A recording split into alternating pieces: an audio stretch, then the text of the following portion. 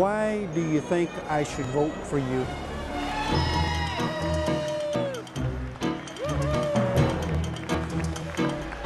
Welcome to the Texas Debates, Race for the U.S. Senate. We're broadcasting live from the KERA studios in Dallas and online at texasdebates.org.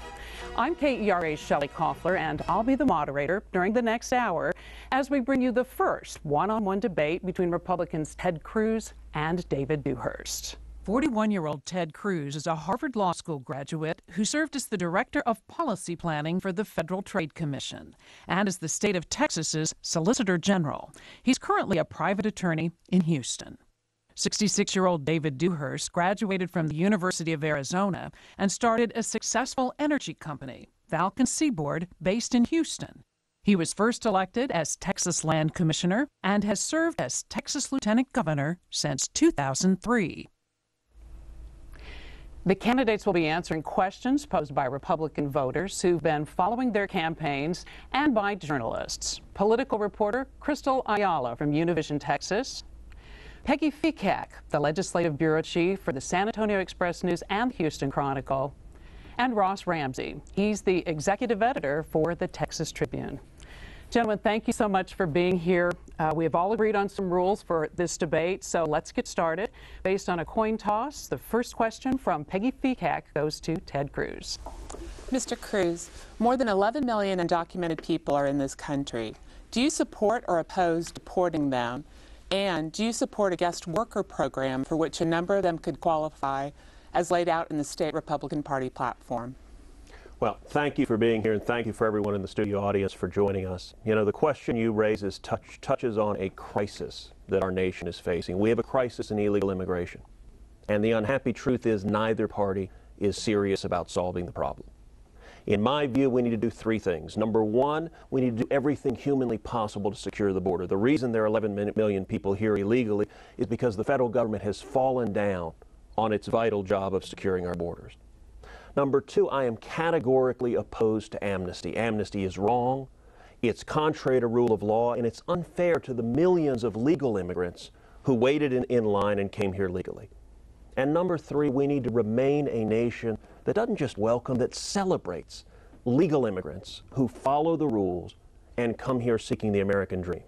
Now, just last week, President Obama implemented a backdoor amnesty policy that, in my judgment, is unconstitutional, it's lawless, and it's wrong.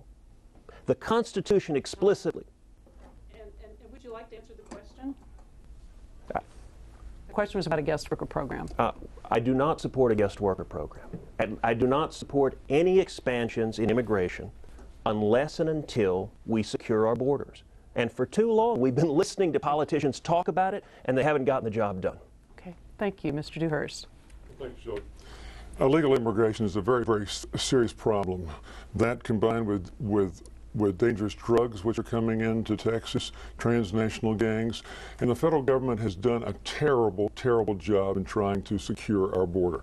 I don't support a guest worker program, never have, until and unless Congress addresses this, but after and only after we have secured our border. The last 3 years, I've been recommending that we need to triple the size of our Border Patrol. It is woefully understaffed. I've recommended that by tripling it, we'd be adding 40,000 more Border Patrol. That's an opportunity for 40,000 more veterans coming back from Afghanistan and Iraq to help secure our border.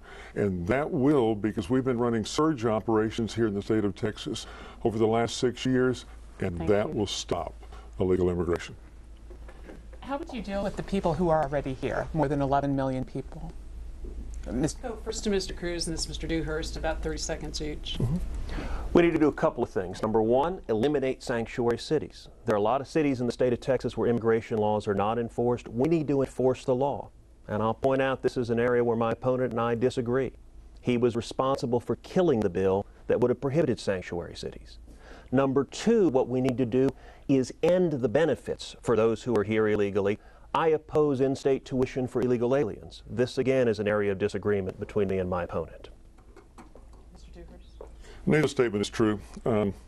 I passed out of the Senate a anti-sanctuary city bill, and I have always opposed benefits in-state tuition for illegals. What we've got to do is address, the federal government is incapable of doing two things at once. We're going to have to secure our border by tripling the size of our border patrol, and only then should Congress address these issues. Do you want to ask somebody a question? Would you like to respond any further to Peggy's question about deportation? America is a country of laws, and we need to enforce all of our laws. Okay, thank you very much. Our second question comes from Ross Ramsey to Lieutenant Governor Dewhurst. Should the federal government have bailed out General Motors? Absolutely not. Absolutely not. The federal government should be staying out of picking winners and losers. When they do get involved, we end up with something like Solyndra, a $532 million loss. The federal government should be focused on its problems. Washington is broken. Texas is a good example of what a good government should look like. And I'm proud as a lifelong businessman to have come to Austin to help create the Texas miracle. And I want to take that miracle, the strongest economy in the entire country, I want to take it to Washington and get our country back to work. Mr. Cruz. Of course we shouldn't have. I mean, we've got a problem in Washington. We've got career politicians in both parties that spend the taxpayer monies. It's how we've gotten a $16 trillion debt that is bankrupting our country. I don't support bailouts, period. I don't support the bailout of the auto companies. I don't support the bailout of the banks. Government shouldn't be in the business of spending taxpayer money to help private corporations. The role of government is to protect our rights, to protect our national security, to ensure rule of law, and to stay out of the way and let entrepreneurs create jobs. And that's the problem with Washington, is career politicians spending money and digging us into a hole that is threatening the economic future of our nation. What would you have done with the 2,500 or more jobs that would have been lost in Arlington had the federal government not bailed out General Motors? You know, at the end of the day, we don't know what jobs would or wouldn't have been lost, because the natural process of the market, you have a bankruptcy proceeding, and there may well be people that come in and they acquire assets and they deploy it elsewhere. And you know, that sort of question always assumes that the money from the government comes from nowhere. So I would ask the same question. All of those billions of dollars, the $900 billion porculus plan that Obama passed, that money came from the taxpayers, and every dollar there was not in the private sector creating jobs, and it cost many, many more jobs than were saved by the bailouts. Mr. Dewhurst. One of the things I'm proud of is the Texas miracle, that I didn't do it alone, but I played a large role in taking my business skills to Austin and creating not only the strongest state economy in the entire country, but the fastest growing job base. And so in a situation where there might be, as my opponent had mentioned, might be some layoffs, we need to continue to do everything we can to grow our state, to continue to encourage more investment. This model right here in Texas works, and it'll work in Washington. Okay. Gentlemen, thank you very much. When we asked our voters in our audience about issues that are important to them, they had some strong opinions about improving the economy. Here's what they told us. Our next senator, we really want him to be concerned with how our future is going to play out, especially when we're done with school. So if this candidate is saying that they are going to look out for us and keep the economy great in Texas so that we can find a job, then that's probably one that we're going to support. Most important to me, as a small business person, is that the government does everything it can to reduce regulation, overburdening regulation. We do need some regulation, obviously, but it's at a point now where it's crushing business. We desperately need a balanced budget, and we need to get our economy on a track that we can grow instead of going deeper into debt. Crystal Ayala from Univision, Texas is with one of the voters you just saw in that video, and I believe we have a question for our voters, or for our candidates. Shelley. I'm with Amanda Adames. She's a University of North Texas graduate student, majoring in journalism, and chair of Texas College Republicans. Good evening, Amanda. What's your question for Mr. Ted Cruz? 1 in 3 young people are underemployed, and over a third are living back at home with their parents. We have over $1 trillion of student loan debt. If you were in Washington, what would you do to ensure that we had jobs and we could pay our bills? Thank you for that question, Amanda. It is a crisis. It's a crisis affecting young people. It's a crisis affecting Americans across this country. There are 25 million people out of work. And a huge part of the reason is for the last 3 years, President Obama has waged a war on jobs. We need the next senator from Texas to be a strong conservative and a fighter to stop the Obama war on jobs, to repeal Obamacare, and I intend to lead the fight to repeal every word of Obamacare, to stop the abusive enforcement of environmental laws, to revoke the offshore drilling moratorium, to stop the assault on right-to-work states, to repeal Dodd-Frank. Every one of these Obama policies is a boot crushing small businesses, which is taking away jobs from young people. If we take the boot off the back of the neck of small businesses, that's how we turn our economy around. Mr. Dewhurst. Just look at the contrast between Washington and Texas. Here in Texas, over the last 9 years, I've been involved in cutting spending virtually each year by billions of dollars. Washington is increasing spending. I've helped cut taxes 51 times for over $14.6 billion on Texas businesses and taxpayers. Washington wants to increase taxes. I've balanced 5 straight budgets without raising taxes. Harry Reid hasn't balanced a budget in over 3 years. I've run TV ads against Obamacare because I think it's a bad piece of legislation. And my first day in the Senate, I will move to repeal Obamacare. We have another question regarding jobs. Unemployed people in Texas can now collect only 60 weeks of benefit, down from 99 at the beginning of the year. Do you support giving those out of work more weeks of unemployment compensation that they have right now? Mr. Cruz. I do not. I don't think the answer is to create people being dependent on government. The answer is to get the government policies out of the way to allow jobs to be created by entrepreneurs. You know, the problem we all have as voters is we see politicians and they talk a good game. My opponent talks about cutting spending and cutting taxes, just like the politicians in Washington do. But what he doesn't mention is that in his years in elected office, he's repeatedly cut deals with Democrats. When he was elected, the state budget was $116 billion. Last year, it was $188 billion. That's a $72 billion increase, larger than population and larger than inflation.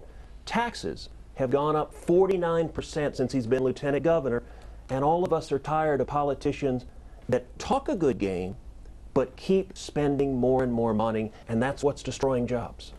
Lieutenant Governor David. Oh, I love the math. I love the math. Thank you for saying that. You know, quite frankly, one of your big supporters, the Club for Growth, just a couple months ago put out a statement on Texas and said that the state of Texas, its tax structure, leads the country. It's exemplary. And also pointed out that over the years between 2002 and 2010, that the inflation and population growth exceeded the increase in our budget, so that in essence our state spending has gone down. It's a fact. Facts are stubborn, my friend. And as far as I'm proud of the fact that by cutting taxes, you see, this is a fundamental part of economics. When you cut taxes, you grow your revenue, so you have more revenue coming in. That's exactly what happened in the 1980s under President Reagan. When he cut the marginal federal income taxes, our revenues dramatically increased. Thank you very much. As we said, we've been talking to the voters here, listening to them, and more than anything else, they tell us that what they want from the next senator is integrity. Let's listen. I want to see someone who has integrity, who has a good record of things they've done to protect our liberty and our freedoms. I want to see a man that upholds our wonderful Constitution and does not compromise what our country was founded on. I'd like to see Texas character. We're known as people of our word, where a handshake is as good as a signed contract. I'm not looking for somebody that wants to get along. I want somebody that's going to go to Washington to do what the people of Texas have sent them there to do. So this question goes to Lieutenant Governor Dewhurst first. Is there anything your opponent has done that shows he lacks the integrity and character that these voters say they want? You know, Shelley, I think what the voters had said is so important. We need in all of our elected officials. We need men and women of integrity that are consistent, that will do what they say. And I'm going to leave that up to the voters of Texas. I'm not here to criticize my opponent. I'm just proud of the fact that I have a record of doing exactly what I say that I'm going to do. I have never compromised my conservative principles once. No, yes, I've negotiated. I've negotiated to try and get the requisite number of votes so we could pass bills, but I've never compromised my conservative principles. Mr. Cruz.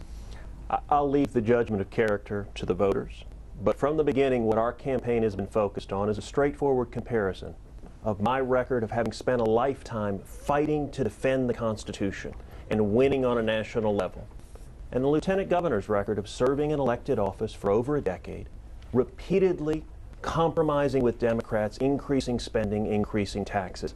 And I think the frustration every one of us voters shares with career politicians is they talk a great game, and yet they keep spending more and more and more money. You know, it was interesting, a minute ago we were talking about taxes, and the Lieutenant Governor says he has cut taxes 51 times. That may well be true, that he had 51 very small tax cuts. But he got at least one very big tax increase, which is the business margins tax that was introduced under his leadership, jacked up the taxes of the state of Texas, was sold to the voters as a way to lower our property taxes, and yet 1 year later the property taxes were even higher, and as a result, Texans pay 49% more in taxes. Is this an integrity issue with you, Mr. Cruz? Is this an integrity issue? I think what the voters care about is what the record is of each candidate, and that's why I did find it amusing. Lieutenant Governor says he's not here to attack me, given that he has spent over $10 million of his own money running false, nasty attack ads. But from my end, we're going to stay on the record and comparing his record and mine. Let's give the Lieutenant Governor an opportunity to respond if he'd like. I'm not going to respond to the fact that you have your Washington insider and you have all these Washington special interests that have spent millions and millions of dollars saying untrue things about me. I'm not going to go there. I think it's important that when we talk about facts, let's put them on the table. I'm very proud of the fact that in cutting taxes 51 times, that includes cutting your local school property taxes by a third, $7 billion a year. That includes eliminating this new business tax, but for the 40,000 smallest businesses. I want to reduce taxes, get the state government out of your way. I want to go to Washington and do the same thing by getting the federal government out of your way. Thank you very much. We're now going to turn to the candidates, each of you, and ask you to pose a question to each other. And based again on a coin toss, Mr. Cruz, you can ask the first question of the Lieutenant Governor. Lieutenant Governor Dewhurst, you have been widely criticized for having proposed a statewide wage tax, a payroll tax that would have been on 2.5% of the wages of every employee. Your response is to call your critics liars. So I have a very simple question. Did you support a payroll tax? Yes or no, and is that a good idea? No and no. You did not support a payroll tax? No, I've never supported a wage tax, and I've never supported a payroll tax. Well, that's very interesting. I'll point out at the end of this, we have over 24 newspaper articles that are contemporaneous quoting the Lieutenant Governor supporting a payroll tax. So we can now compare the facts to what he just told a television audience. Okay. Lieutenant Governor, your question for Mr. Cruz. Mr. Cruz, we all make decisions in life, and I respect yours, and I trust that you respect mine. When you got out of college, you made a decision that you wanted to go to Harvard Law School. Later, you clerked for several judges, and then you went into the federal government as a staff attorney. When I got out of college, I joined the United States Air Force. And then during the Cold War, I raised my hand and I joined the CIA, and I served abroad during some tough times. And then I came back and I formed a business from scratch and built it up. What about your background do you think, makes you more qualified to be the next U.S. Senator? Well, let me say initially, I salute your service as a veteran, both in the armed services and with the CIA. What I believe makes me qualified to be a U.S. Senator is that I have spent a lifetime fighting for the Constitution and winning on a national level. I served 5.5 years as the Solicitor General of Texas, the chief lawyer for the state in front of the U.S. Supreme Court, serving under Greg Abbott. And over again, we led the nation defending the Constitution, defending the conservative principles, whether it was the Ten Commandments or the Pledge of Allegiance or the Second Amendment or U.S. sovereignty, standing up to the World Court and the United Nations and defending U.S. sovereignty. We need a fighter right now, and that's what I've spent a lifetime doing, is fighting for the Constitution. Okay. Gentlemen, thank you very much. We now have a question from Peggy Fekak, and it goes to Lieutenant Governor Dewhurst. Lieutenant Governor, Social Security is out of balance. Governor Perry has called it a Ponzi scheme. You either have to increase the money coming in or reduce the money going out. How specifically would you fix it? All of our entitlements are broken. I mean, it is a crisis. That's one of my problems with Washington politicians. They won't tell the truth. They kick the can down the road, and they're not telling us that, in fact, our unfunded mandates are some $70–80 trillion. In today's money, some $35 to $40 trillion. On Social Security, it's broken. We need to start funding Social Security.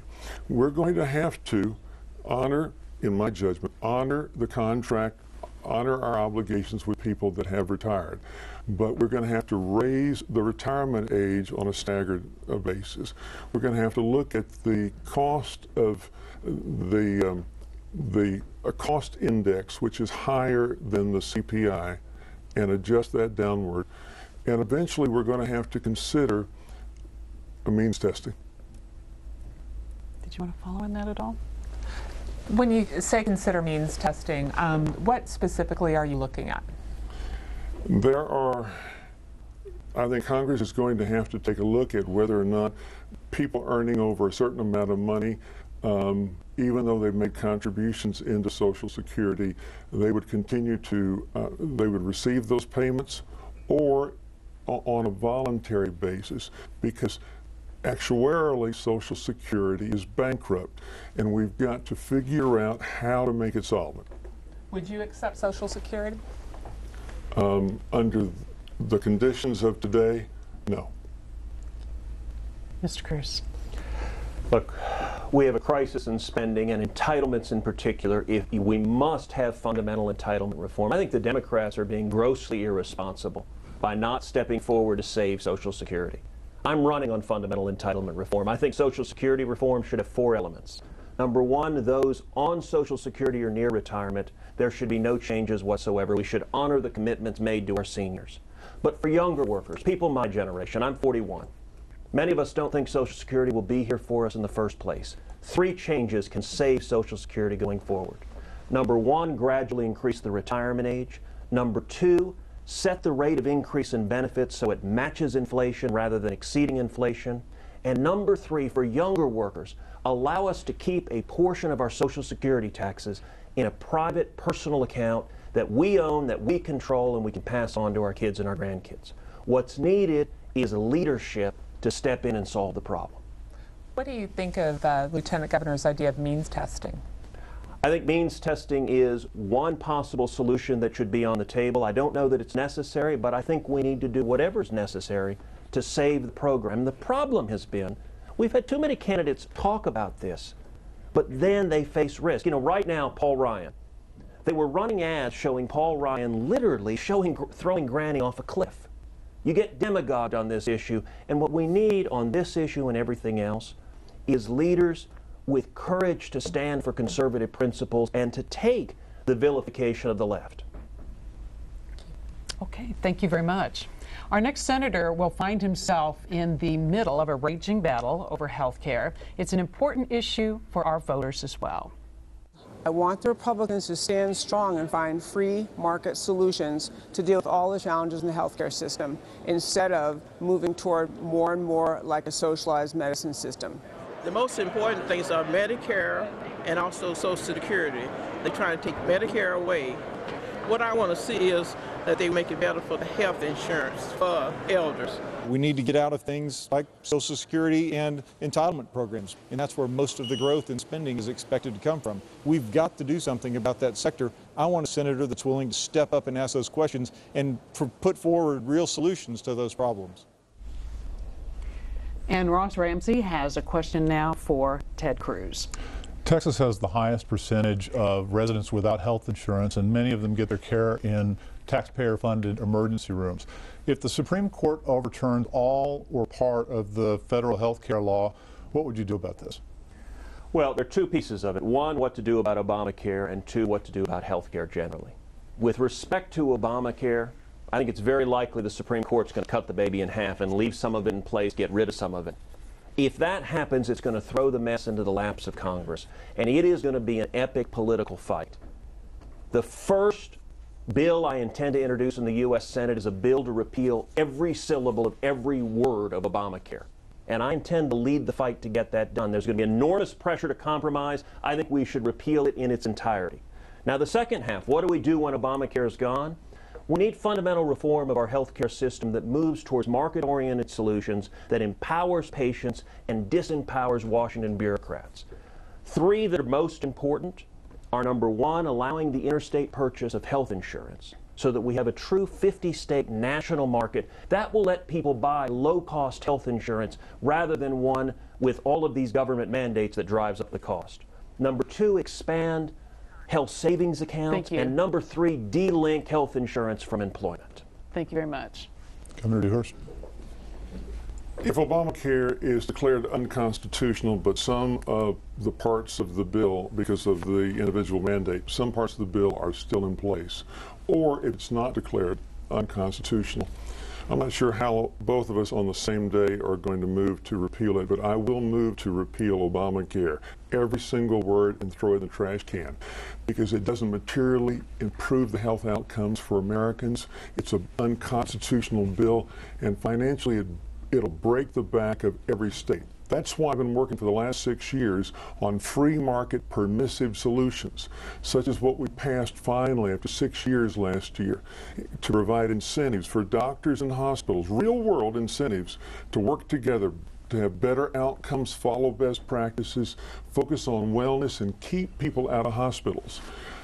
We also need to pass throughout the country a medical malpractice tort reform. When we did that, when I passed it in 2003, we saw our medical malpractice rates decline 40 to 60%. We ended the frivolous lawsuits by the trial lawyers, and we've got 24,000 new doctors in the state. Great, thank you very much. Crystal Ayala is now with a voter who has a question for Lieutenant Governor Dewhurst. With me is 68-year-old Richard Dawson. Richard owns a health insurance business in McKinney. Good evening. What is your question in this case for Lieutenant Governor Dewhurst? What would you do to develop more energy while being environmentally sensitive and at the same time limit the powers of the overzealous EPA? First of all, I think the EPA is a rogue agency. They're completely out of control. We ought to gut them. If we can win the White House with Governor Romney, and we can pick up 4 more Republican senators, we're on our way to turning this country around. But the EPA has been wreaking havoc on Texas and other states.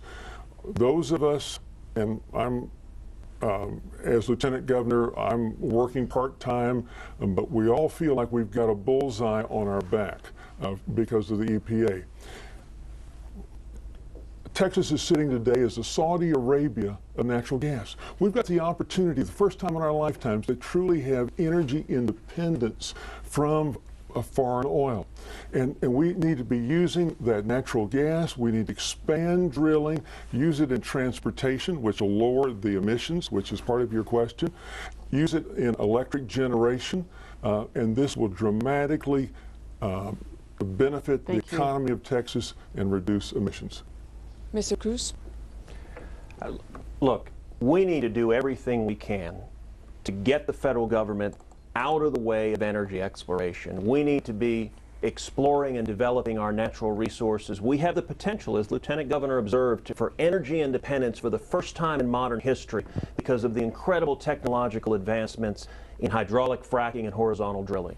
And right now, the EPA, the federal government, is standing in the way, stopping exploration. And we need a fighter to take it on. Now, look, every candidate for office in Texas says they support oil and gas. unless you are a blithering idiot. That's the right thing to say. The heart of my campaign has always been a proven record. Have you walked the walk? When Obama put the offshore drilling moratorium in place, I represented the U.S. Chamber of Commerce challenging that moratorium in federal court, and the Federal Court of Appeals agreed with us it was contrary to federal law. Obama's using the EPA to try to go after drilling in West Texas. As the Solicitor General of Texas, I stood up to the EPA and argued that the Endangered Species Act was unconstitutional as it applied to an arroyo toad that had never crossed state lines. We need a fighter who doesn't just talk, but who has walked the walk. Thank you. Richard, are you satisfied with their answers? Good answer. Good answer. Thank you. Thank you. Shelley? Thank you very much. My question goes to Ted Cruz. Mr. Cruz, you support the construction of the Keystone Pipeline that would transport tar sands oil to Texas refineries. A number of Texas landowners, however, oppose the companies using eminent domain to forcefully route that pipeline through their private property. And I'm wondering, should the pipeline companies be able to override the landowners by using eminent domain? You know, that's ultimately a question for state law to determine. I think I am disturbed about eminent domain abuse because I think private property rights are fundamental to who we are as Americans and who we are as Texans. But I'll tell you, the problem with the Keystone Pipeline isn't the issue of eminent domain. The problem is the Obama administration, with the stroke of a pen, shut that project down, and it makes absolutely no sense. He killed tens of thousands of jobs that pipeline would have produced, and in addition to that, what will happen is now that oil will simply be sent west. It will be refined in China instead. It will pollute the environment more, and the result is our nation remains dependent and more dependent on foreign oil from the Middle East, from nations, many of which hate us and would do us harm.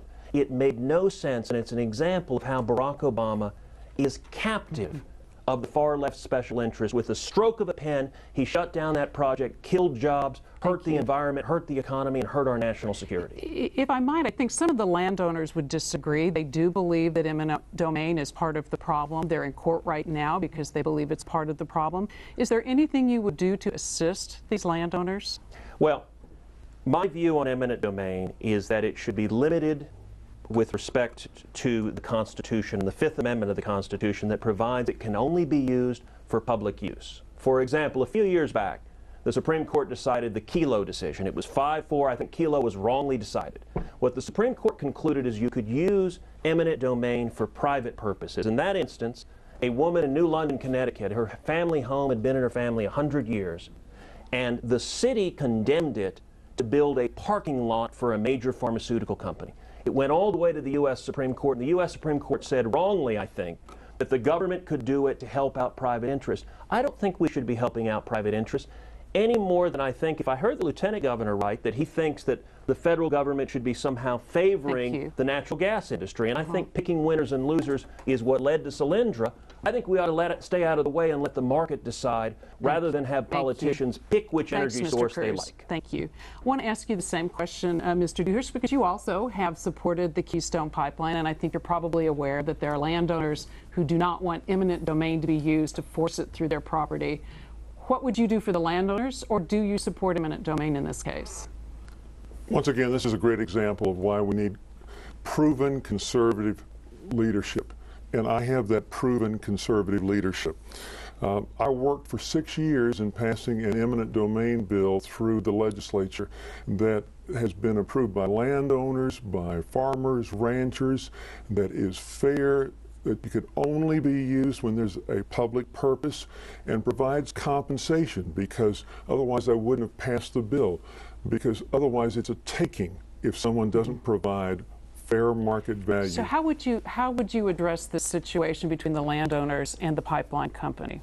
Well, I think this is important for the pipeline to sit down with the landowners and negotiate in good faith where the route's going to go, because the pipelines have some option in moving that route, and to make sure that the compensation that is paid if it crosses someone's land is fair market value.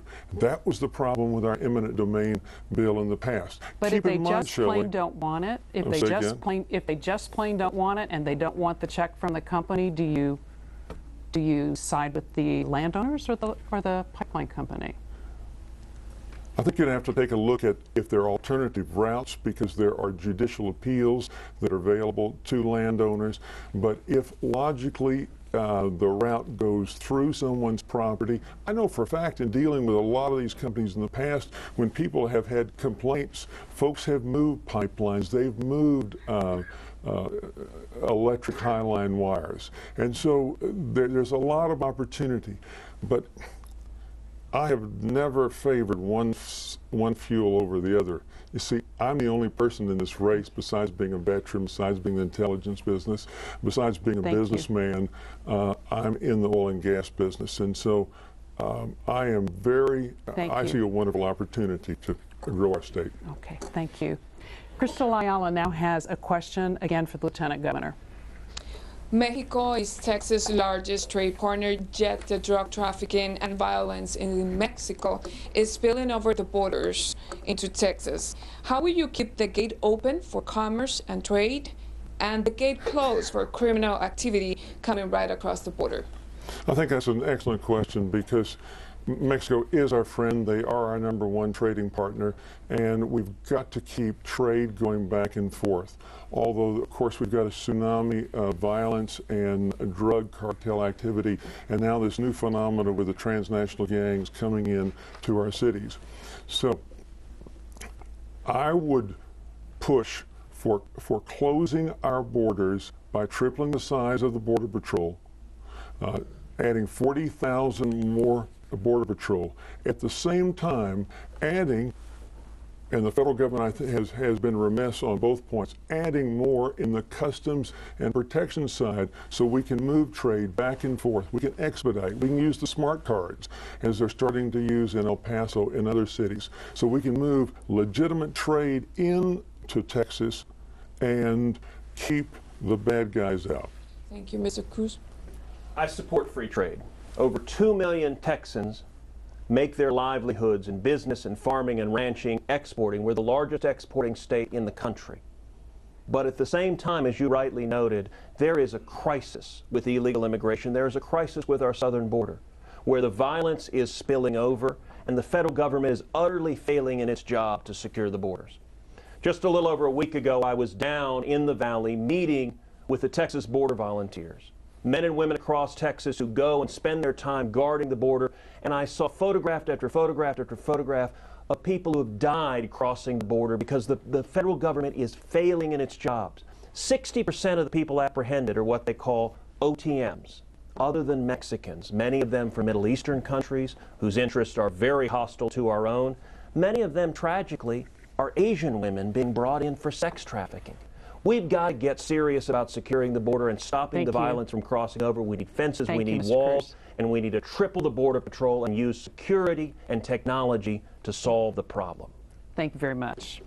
Ross Ramsey now has a question for Ted Cruz. Can you justify what the U.S. has spent so far in Iraq and Afghanistan, and how much more are those wars worth? Well, I think they made sense to go in, and I think we stayed there too long. My view on U.S. foreign policy and on military intervention is very simple, and it's the same as Ronald Reagan's, which is that we should use U.S. military might only to protect the vital national security interests of the United States of America.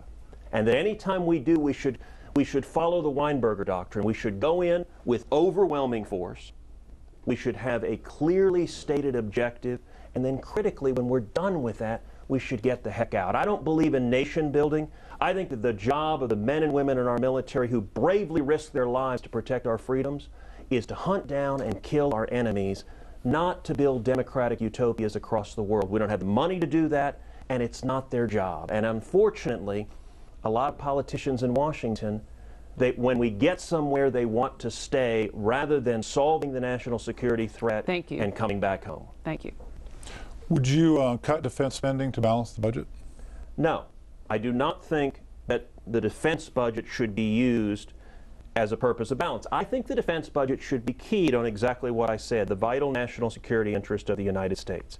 Now, what does that mean? Number one, I think we need to stand unequivocally with the men and women of the armed forces. One of the things I'm most proud of is right now I'm representing over 3 million veterans defending the Mojave Desert Veterans Memorial, which we went to the U.S. Supreme Court and won 5-4 on behalf of the veterans. But I don't think the defense budget is immune from pork.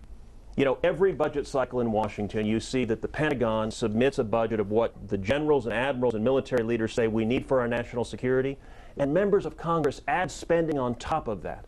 And I think that spending that is added above and beyond what the Pentagon asks for ought to be subject to heightened scrutiny as not being necessary for our national security. Thank you.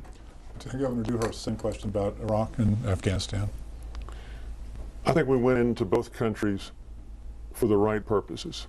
We went into Afghanistan weeks after 9/11 to search out and destroy the Taliban and Al-Qaeda. And that was a noble purpose after 9/11. The problem is that we weren't able to continue what we were doing. We got safe havens in the northwestern part of Pakistan where the Al-Qaeda troops are almost immune from retaliation other than the occasional drones. In Iraq, we went into Iraq, I believe, based on the information in front of Democrats and Republicans at the time for the right reason. It looked as if there were weapons of mass destruction. But I think the Obama administration, who was so anxious to cut and run, should have left some troops there to be able to train the Iraqi forces. I agree that there are three overriding principles that I always focus on. Whether if we're going to get involved in a conflict, because it's easier to get in than get out. And that is, it has to be in the vital national security of the United States. 2, we have to have overwhelming force on day 1. And 3, we have to have a very clear, well understood exit strategy. What about cutting the defense budget in order to balance? As a veteran, as a former member of the CIA, having served on a presidential commission to restructure our foreign intelligence agencies, we need to keep our military strong as possible. Our strong military is our greatest defense against being attacked. But there are ways that we can reduce our cost in the military budget. Right now, virtually every weapon system which is approved is interlaced with earmarks from different congressmen or senators. They want this part manufactured over here, that part manufactured over here. And all that does, Ross, it increases the cost, delays the final delivery system of the weapons system, and we can save money and deliver the weapons to our warriors in the field faster. Thank you very much. Peggy Peacock now has a question for Lieutenant Governor Dewhurst. Lieutenant Governor Dewhurst, do you believe the United States should intervene forcefully in Syria to help stop the massacre, given the parameters you've outlined for intervention? Peggy, first of all, President Obama's foreign policy has been a disaster. It's been a unprecedented disaster. President Assad is committing a genocide. He's bombing, he's strafing his own citizens. At the present time, the United States is providing some weapons that are being bought by our allies to be moved to the Syrian freedom fighters. But before we get involved in any conflict, I think we're going to have to take a very hard look at the three principles which I laid out and my opponent laid out.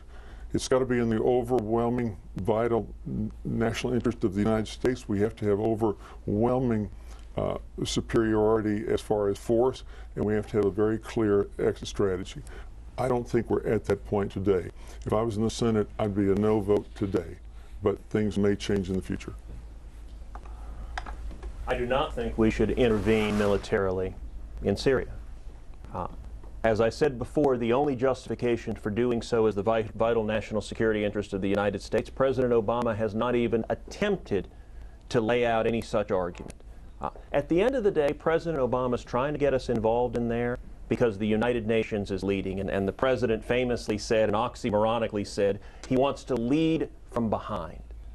And as far as I'm concerned, the United Nations has no jurisdiction whatsoever, and we shouldn't be following the UN. We should be following the Constitution of the United States and the Congress of the United States. You know, there is no issue I am better known for nationally than being one of the leading defenders in this country of U.S. sovereignty, of standing up to the World Court and the United Nations and saying, you have no jurisdiction in our country. The only binding law, foreign law is not binding in our country. The only binding law is U.S. law and the Constitution, because sovereignty resides in we the people. And we should be defending U.S. interests and not the views of the UN, which is what President Obama is doing right now.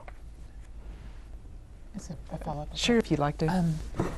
Given what we've all seen is happening in Syria, even though your decision or your view that you should not intervene is based on these principles you stated, is it difficult just to hold to that given the massacre that you see happening there? Mr. Cruz first, Minister Dewhurst, please. Look, at the end of the day, the job of the United States is not to be the world's policeman. There are challenges all over the world, and we don't have the resources. It's not our job to intervene all over the globe. It is our job to protect U.S. interest. And, you know, the key on every one of these questions, I think, is to go back to the Constitution. None of these questions are hard if you have a firm foundation in the decisions our founding fathers reached over 200 years ago. You know, George Washington famously observed, beware of foreign entanglements. Now, I can give you a situation in Syria where my judgments would be different, which is if the violence in Syria began to seriously imperil the national security of our friend, the nation of Israel. I think we should stand unapologetically with the nation of Israel, and to the extent that the one jeopardizes the other, it then becomes in U.S. national security interests to intervene to protect our interest and the interest of the nation of Israel. But we should not be intervening just because Barack Obama wants to follow the lead of the United Nations. Lieutenant Governor. Again, my view is what is in the best interest of the United States. And today, even though none of us likes to see what we're seeing on TV, no one likes to see babies and children, innocent people slaughtered. Our allies are providing arms to the Syrian freedom fighters, but this is something that we need to monitor very, very carefully. Again, I have little confidence in the foreign policy capabilities of the Obama administration. So I think if there was a decision by the administration to intervene, we need a lot more information. And I agree that Israel is our best friend, our only ally in the area, and we always have to have Israel's back. And so if the Syrians started firing Scud missiles, attacking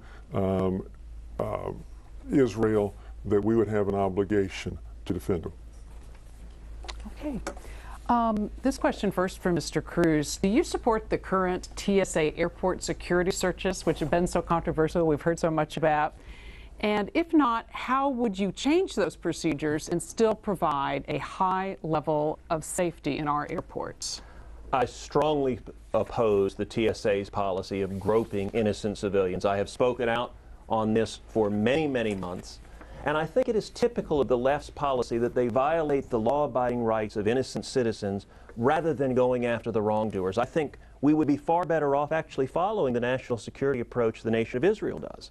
Israel targets terrorists.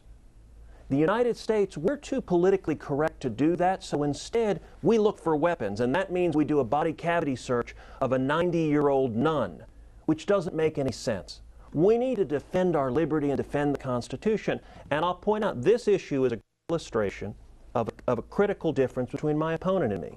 In the Texas legislature, there was a strong bill to ban TSA groping. The Obama administration threatened the state of Texas, and Lieutenant Governor Dewhurst backed down. He asked a liberal Democrat to round up the votes on the floor against the bill, and he killed the bill because he didn't want to stand and fight Obama. Thanks. Lieutenant Governor Dewhurst. Well, let me tell you what the truth is. The truth is that I'm opposed to the groping by the TSA as much as anyone. I've gone back, I've taken a look at all of the different federal cases, and the facts are awful what have happened to passengers. If that happened to my wife or little girl, or it happened to any of you all, I would be outraged. That's why I worked with Senator Patrick. That's why I asked Governor Perry to put the anti-groping TSA bill on the call. That's why I brought it up. That's why I passed it out of the Senate, a stronger bill than we had before. Stronger bill. I had a lot of help from Attorney General Abbott, and we passed it out in time for the House to go ahead and take it up and debate it and pass it. But my recommendation is I would do away with it. Let's eliminate the TSA and privatize it. We have just a minute left before we go to your closing arguments, and so Ross Ramsey has a question. If you could limit your answer, please, to about 30 seconds, and then we'll go to closing arguments. Lieutenant Governor Dewhurst, could you give us a brief example of how Senator Dewhurst would vote differently on an issue than Senator Cruz? Well, I'm not totally sure how Senator Cruz would vote on all the issues, but I believe him to be a conservative. I like solving problems. I'm a businessman, always have been, always will be. And so I try and solve problems within the narrow fairway of my conservative principles. I'm sorry, we only have a little time left. Sorry. Ms. Cruz. There will be big differences with respect to spending, with respect to taxes, but you know, the clearest and simplest one is on Obamacare. In 2013, there's going to be enormous pressure to compromise, to cut the baby in half on Obamacare. Lieutenant Governor Dewhurst is a good and decent man who in 15 years in elected office has over and over again been a conciliator and cut the baby in half. The difference is, if you look at his record, you know for sure that's what he'd do on Obamacare, and I will lead the fight to repeal every word of Obamacare. Thank you.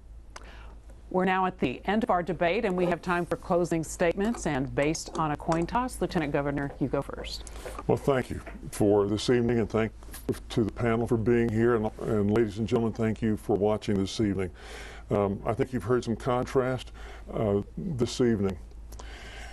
I feel like over the last 4 years, there's been a loss of freedom and opportunity and jobs in America because of President Obama. I've lived the American dream. I'm so fortunate.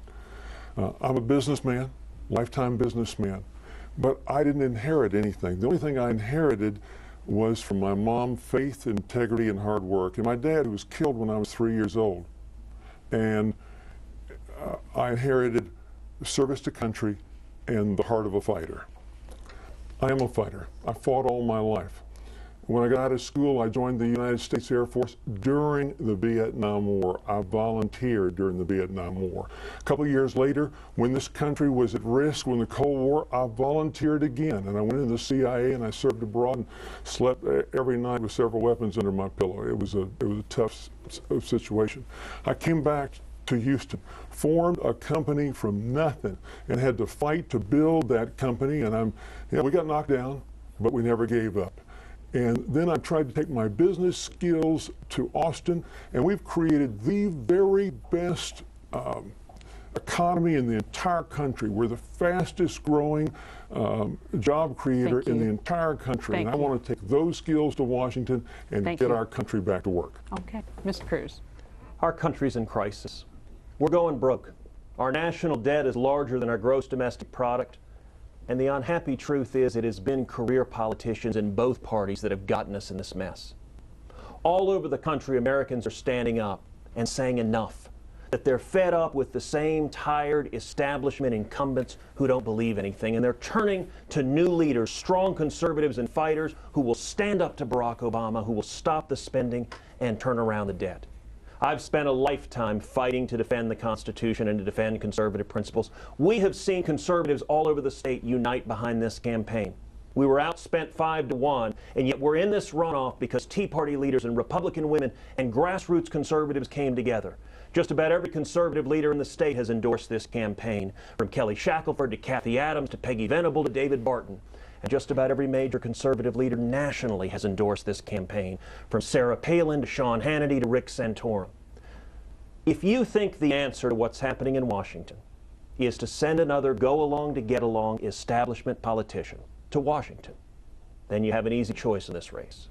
And if you think the answer is to send a strong conservative and a fighter, then I ask for your support. Please come out on July 31st and bring 10 of your friends.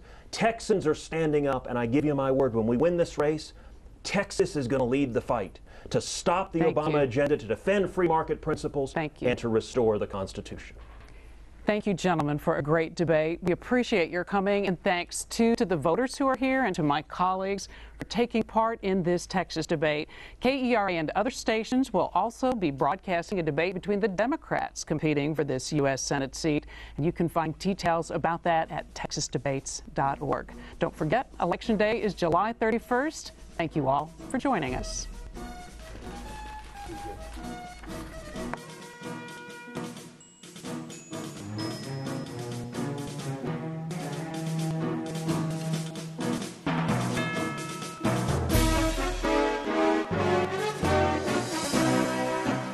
The